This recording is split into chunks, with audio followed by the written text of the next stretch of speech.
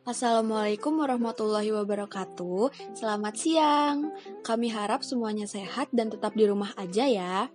Sebelumnya perkenalkan, kami dari kelompok 2 yang beranggotakan Vive Arianti Vira Febri Afifa NPM 11, yang kedua ada Devi Wulandari NPM 25, yang ketiga ada Intan Tri Oktaviana NPM 37, dan saya sendiri Khofifah Galda NPM 43. Kami ingin mempresentasikan hasil kerja kami, yakni tentang materi hukum termodinamika ke-0 dan hukum termodinamika pertama. Penjelasan pertama akan disajikan oleh Vivi. Silahkan. Baik, yang pertama saya akan menjelaskan tentang hukum ke-0 termodinamika. Bagaimana sih bunyi hukum ke-0 termodinamika itu? Bunyi hukum ke-0 termodinamika yaitu dua buah sistem yang dalam keadaan kesetimbangan termal dengan sistem yang ketiga harus dalam kesetimbangan termal satu sama lainnya. Hukum ke-0 termodinamika ini didapat dari hasil percobaan kesetimbangan termal. Apa sih kesetimbangan termal itu? Kesetimbangan termal adalah keadaan yang dicapai oleh dua atau lebih sistem yang dicirikan oleh keterbatasan harga koordinat sistem. Setelah itu, sistem saling berinteraksi melalui dinding diatom. Misalnya, dalam suatu lemari pendingin ditempatkan 3 buah kaleng, yaitu A, B, dan C. A dan C dipisahkan oleh sebuah dinding penyekat atau dinding pemisah adiabat. Biasanya yang digunakan adalah kayu yang tebal, asbes, karet busa, dan lain-lain.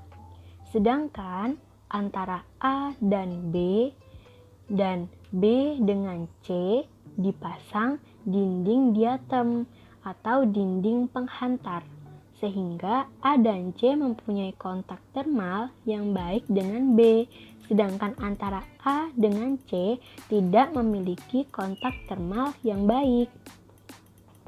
Setelah berlangsung cukup lama, kaleng A, B, dan juga kaleng C akan mencapai keadaan kesetimbangan sistem. Nah, dalam keadaan ini dikatakan sistem dalam keadaan kesetimbangan termal. Kesetimbangan termal ini tidak akan berubah meskipun dinding penyekat antara A dengan C dihilangkan. Selanjutnya yaitu sistem dan lingkungan. Apa sih sistem itu? Apa lingkungan? Sistem adalah bagian dari dunia yang menjadi perhatian khusus kita. Sistem dapat berupa tabung reaksi, mesin, dan sel elektrokimia. Di sekitar sistem terdapat lingkungan tempat kita melakukan pengamatan.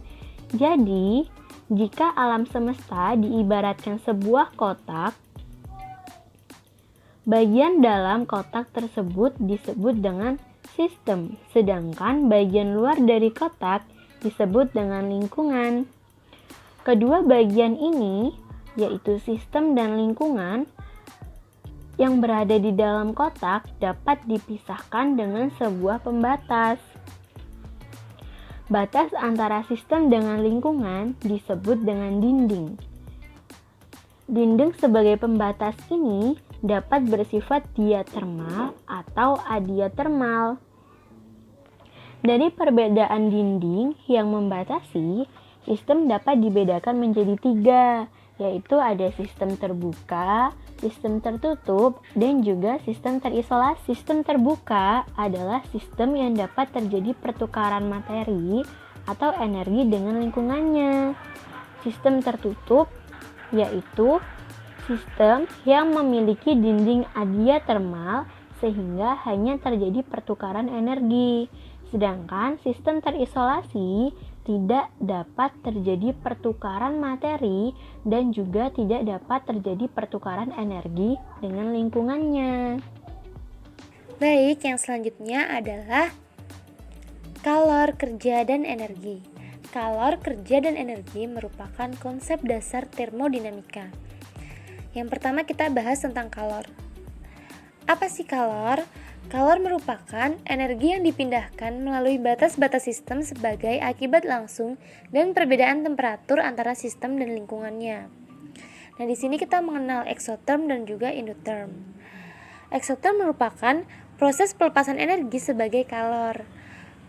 Contohnya semua reaksi pembakaran itu merupakan contoh exotherm. Kemudian proses exotherm menghasilkan kenaikan temperatur. Selanjutnya yaitu endotherm. Endotherm merupakan proses yang menyerap energi sebagai kalor. Contohnya adalah penguapan air. Proses endotherm dalam sebuah wadah adiabatik menghasilkan penurunan temperatur sistem. Selanjutnya adalah kerja. Kerja merupakan konsep pokok termodinamika. Kenapa? Karena pengukuran kalor dan perubahan energi menghasilkan pengukuran kerja. Kerja dilakukan selama proses. Jika proses itu dapat digunakan untuk menghasilkan perubahan ketinggian sebuah beban pada suatu tempat di lingkungannya. Contohnya, gas yang mendorong keluar penghisap silinder. Dalam mengukur kerja, kita menggunakan definisinya yaitu gaya dikali jarak. Di mana persamaannya yaitu W sama dengan F dikali S. W sebagai kerja atau usaha, F sebagai gaya, dan S sebagai jarak. Nah, kerja sendiri memiliki berbagai bentuk. Misalnya, kerja listrik, kerja mekanis, kerja pemampatan atau pemuaian, dan lain-lain. Nah, yang pertama kita bahas kerja mekanis. Kerja mekanis meliputi kerja yang memampatkan gas dan kerja yang dilakukan oleh gas sewaktu memuai dan mendorong kembali atmosfer. Dalam kerja mekanis, persamaan yang digunakan yaitu W sama dengan min MGH, di mana W sebagai kerja atau usaha, M sebagai massa pada permukaan bumi, G sebagai percepatan jatuh bebas yaitu senilai 9,81 meter sekon pangkat min 2, dan H sebagai ketinggian. Selanjutnya yaitu kerja pemampatan dan pemuaian. Dalam termodinamika, kita sering memperhatikan kerja pada atau oleh sistem ketika sistem itu memuai. Contohnya pada penghisap silinder. Dalam penghisap silinder, gaya yang bekerja adalah tekanan tetap dikali luas alas melalui jarak. Sehingga kerja yang dilakukan adalah W dikali PA dikali S, di mana P merupakan tekanan tetap dan A merupakan luas alas. Tetapi A kali S merupakan volume yang ditinggalkan selama pemuaian yang kita lambangkan dengan V atau dV. Oleh karena itu, kerja yang dilakukan jika sistem memuai melalui dV melawan tekanan tetap adalah W sama dengan P dikali V, atau usaha sama dengan tekanan tetap dikali volume. Nah, selanjutnya ada gambar sistem dan lingkungan. Jadi nilai kalor atau Q, kerja atau W itu dapat bernilai positif maupun negatif. Kalor atau Q bernilai positif apabila kalor masuk ke dalam sistem. Apabila kalor keluar dari sistem menuju lingkungan, maka Q atau kalor bernilai negatif. Selanjutnya untuk kerja. Kerja atau W bernilai positif apabila lingkungan melakukan kerja terhadap sistem. Dan W bernilai negatif apabila sistem melakukan kerja terhadap lingkungan. Setelah membahas kalor dan kerja, sekarang kita membahas energi. Energi adalah kapasitas sistem untuk melakukan kerja. Eksperimen menunjukkan bahwa energi sistem dapat diubah dengan cara yang berbeda dengan kerja itu sendiri. Jika energi sistem berubah sebagai hasil perbedaan antara temperatur sistem dengan temperatur lingkungannya, kita katakan bahwa energi sudah dipindahkan sebagai kalor. Tidak semua zat memungkinkan untuk pemindahan energi walaupun adanya perbedaan temperatur antara sistem dengan lingkungannya.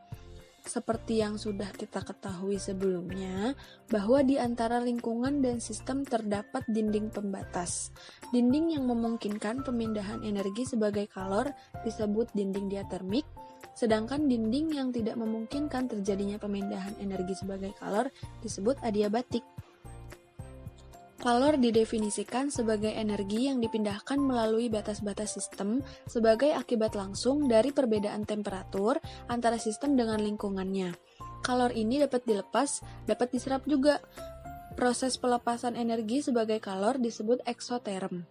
Proses eksoterm ini menghasilkan kenaikan temperatur. Salah satu contohnya yaitu reaksi pembakaran.